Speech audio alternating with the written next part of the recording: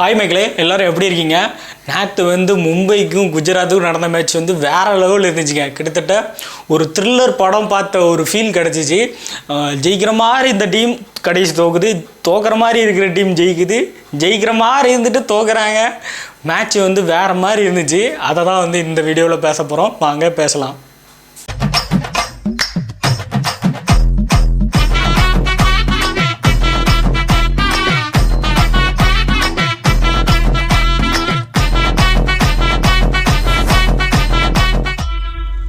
இந்த சீசனை பொறுத்த வரைக்கும் மும்பை இந்தியன்ஸ் ரொம்ப நாள் கழித்து தோற்றுருக்காங்க. கிட்டத்தட்ட ஒரு மாதம் கழித்து தோத்தாங்க. மும்பை கடைசியாக தோற்றது வந்து ஆர்சிபி கூட தோத்தாங்க. போன மாதம் 7ஆம் தேதி தோத்தாங்க. இந்த மாதம் 6ஆம் தேதி மறுபடியும் குஜராத் கூட தோற்றுருக்காங்க ஒரு மாதம் கழித்து. ஆனால் நேற்று வந்து மும்பை தோக்க வேண்டிய மேட்சே கிடையாது, ஜெயிக்க வேண்டிய மேட்ச் தான். ஆனாலும் தோத்துட்டாங்க. ரொம்ப அசால்ட்டாக விளாண்டு தோத்தாங்கன்னு தான் நான் சொல்லுவேன். மேட்சோட ஃபர்ஸ்ட் ஹாஃபில் பார்த்தீங்கன்னா மும்பை இந்தியன்ஸ் சூப்பராகவே விளாண்டாங்க. மொதல் 10 ஓவர்லாம் வந்து மும்பை இந்தியன்ஸ் நல்லா ரன் அடிச்சிருந்தாங்க. கிட்டத்தட்ட 90 ரன்னை தாண்டியே அடிச்சிருந்தாங்க. ஆனால் அடுத்த 10 ஓவரில் சொதப்பி அடுத்தடுத்து விக்கெட்டு போய் மொத்தமே 154 சில்லறையில் கொண்டு வந்து நிப்பாட்டிட்டாங்க. இது வந்து ஒரு ஈஸியான டார்கெட் தான். ஆனால் இந்த ஈஸியான டார்கெட்டை சேஸ் பண்ணுறதுக்கு குஜராத்தும் ரொம்ப கஷ்டப்பட்டாங்க. குஜராத் ஆரம்பிக்கும் போது மொதல் ஓவரில் சாய் சுதர்சன் உடனே அவுட்டு. 2வது விக்கெட்டும் போயிருக்க வேண்டியது, ஆனால் கேட்சை விட்டுட்டாங்க. வில் ஜாக்சன் வந்து உடனே அவுட் ஆக வேண்டியது, கேட்சை விட்டுட்டாங்க.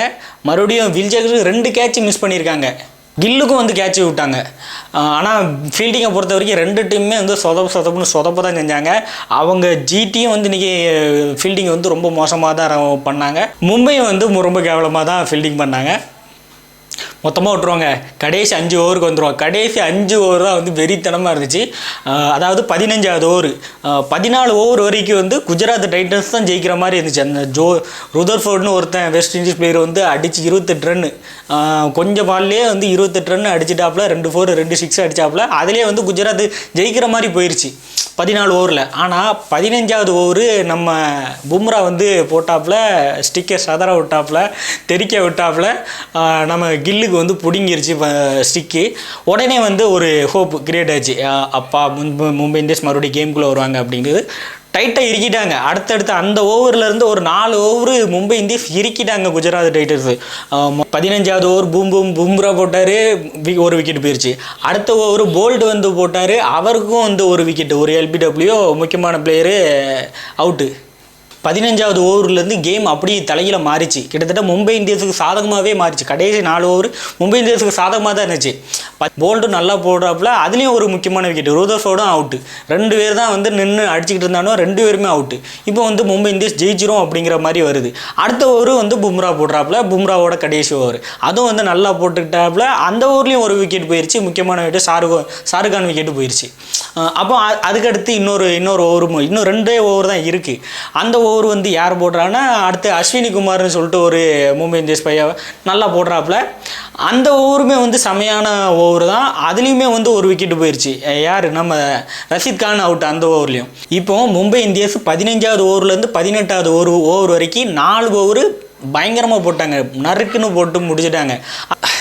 அதுக்கப்புறம் மழை வந்துருச்சு. மழை வந்த உடனே மேட்ச்சை நிப்பாட்டிட்டாங்க. மேட்ச்சை நிப்பாட்டி மறுபடியும் ஆரம்பிக்கும் போது 1 ஓவர் தான், 2 ஓவர் கிடையாது, 1 ஓவர். கடைசி ஓவர் 19 ஓவர்லேயே மேட்ச்சை முடிஞ்சிடும். 1 ஓவரில் 15 ரன் அடிக்கணும் அப்படிங்கிற ஒரு சிச்சுவேஷன் வந்துருச்சு. இதுதான் கிளைமேக்ஸு. இந்த கிளைமேக்ஸ் வந்து வேறு மாதிரி இருந்துச்சு. இந்த கிளைமேக்ஸ் வரைக்கும் மும்பை இந்தியன்ஸ் ஜெயிச்சிருவாங்கன்னு இருந்தது. லாஸ்ட் ஓவர் யார் போட போகிறாங்கிற ஒரு பெரிய கொஸ்டின் வந்துருச்சு. காரணம் எல்லாருக்கும் ஓவர் முடிஞ்சிச்சு. பும்ராவுக்கு ஓவர் முடிஞ்சிருச்சு, போல்டுக்கு ஓவர் முடிஞ்சிருச்சு, அஸ்வினி குமாருக்கு ஓவர் முடிஞ்சிருச்சு. இப்போ நல்லா போடுறதுக்கு யாருமே இல்லை. ஹர்திக் பாண்டியா இருக்காப்புல, அடுத்து நம்ம தீபக் சேகர் இருக்காப்புல. 2 பேர் தான் இருக்காப்புல. 2 பேருமே வந்து பந்து போடுறதுக்கு பயப்படுறானு.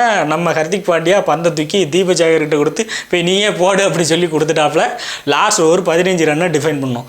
வந்து தீபக் சேகர் பந்து போடுறாப்புல, பந்தே 4 பந்தே 4 நம்ம ராகுல் திவேதியா பந்தே 4 அடிச்சிருக்காப்புல. அதுலேயே வந்து நம்ம தீபக் சேகருக்கு நடுக்கம் கொடுத்துருச்சு. ரெண்டாவது சிங்கிள் அடித்தோடனே இதுதான் நல்ல சான்ஸ்னு மும்பை இந்தியன்ஸ் கம்பேக் கொடுத்து கேமுக்குள்ளே வந்து மடக்கியிருக்கலாம். காரணம் வந்து இப்போ ஸ்ட்ரைக்குக்கு வந்திருக்குது பவுலரு, சவுத் ஆப்பிரிக்கா உள்ள பவுலரு. அவன் தான் வந்து பேட்டிங் பண்ணுறான். அவனுக்கு ஒழுங்காக போட்டிருந்தா அழகாக வந்து மடக்கியிருக்கலாம் மேட்சை. ஆனால் அவனுக்கு போடலை. அவனுக்கு ஸ்லாட்டில் தூக்கி போட்டாப்புல. அந்த ஸ்லாட்டில் வந்து பார்த்து ஒரே அடி 6 போயிடுச்சு. மேட்ச் அதிலேயே காலி. 3 பந்தில் 11 ரன் அடிச்சிட்டானுவேன். அடுத்த 3 பந்தில் 4 ரன் தான் அடிக்கணும் அப்படிங்கிற நிலமை வந்துடுச்சு. அங்கேயும் ஒரு பெரிய டெஸ்ட்டு. 4வது பந்து போடுறாப்புல ஒரு சிங்கிள் அடிக்கிறானுவேன்.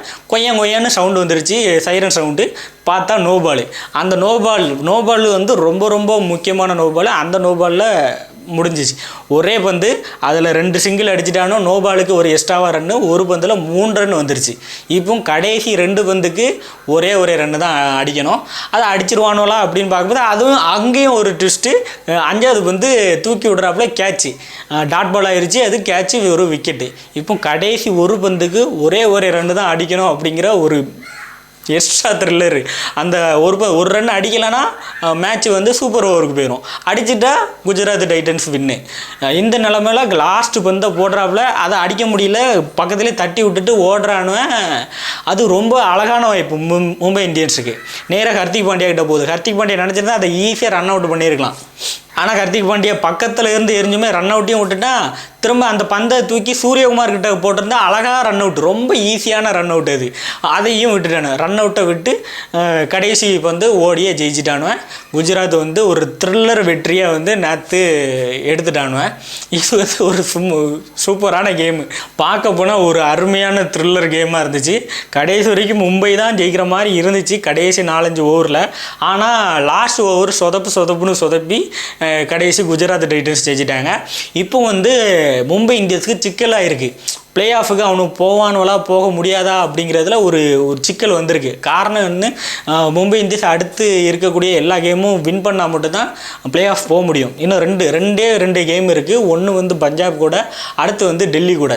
ரெண்டுமே வந்து அவனு ஜெயிக்கணும். மும்பை கண்டிப்பாக ஜெயிச்சே ஆகணும். ஏதாவது ஒரு டீம் கூட தோற்றாலும் கஷ்டம். ஒரு டீமில் தோத்துட்டானோ அப்படின்னா கீழே இருந்து கேகேஆர் உள்ளே வந்துடும். கேகேஆர் வரும், இல்லைன்னா டெல்லி வரும். 2 டீமும் கீழே இருந்து ரெடியாக இருக்கானோ உள்ளே வர்றதுக்கு. இவனை மும்பை இந்தியன்ஸ் என்ன தான் 6 மேட்ச் கண்டினியூஸாக வின் பண்ணாலும் இப்போ வந்து சொதப்பி ஒரு மேட்ச் தோத்துட்டானோ, அடுத்து இன்னொரு மேட்ச்சுக்கு தோத்துட்டானோ அப்படின்னா மும்பை இந்தியன்ஸ் பிளே ஆஃபுக்கே வராது. நம்ம பங்காளிஸ் பிளே ஆஃபுக்கே வராமல் வந்து வெளியில் போயிடுவாங்க. அதுக்கப்புறம் ஆர்சிபி வந்து ரொம்ப ஈஸியாக கப்பு தூக்கிட்டு போயிடுவாங்க. இது வந்து நடக்கிறதுக்கான வாய்ப்பு ரொம்ப அதிகமாக இருக்குது. என்ன நடக்குது நாம் பொறுத்திருந்து பார்க்கலாம்.